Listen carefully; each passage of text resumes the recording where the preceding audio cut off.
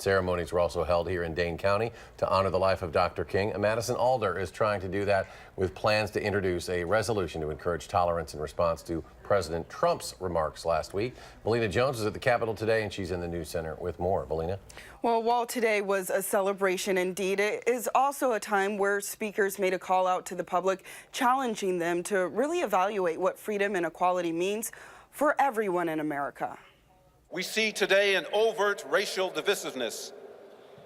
It affirms that we as a nation may have never really overcome the disease of racism. For Dr. King's assassination, those who led today's service says there is still a long way to go. Celebrations at the Capitol consisted of singing, reflecting on the message of Dr. King's speech, and if we as a city, state, and country have lived up to that dream.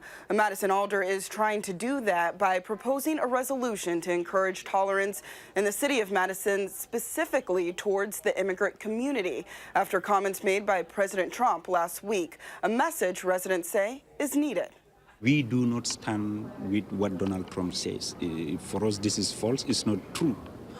Second of all, I hope that our community will see African immigrants and people from Haiti as equals. And as one species, we should have equal rights and equal access to the ability to succeed in this country. In order to move forward with anything, we have to start with tolerance.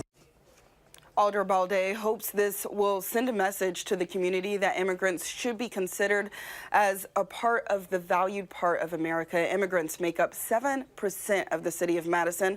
The resolution comes after President Trump allegedly made crude comments directed towards Haitians and African immigrants. Now, the resolution will be introduced during Tuesday's Common Council meeting.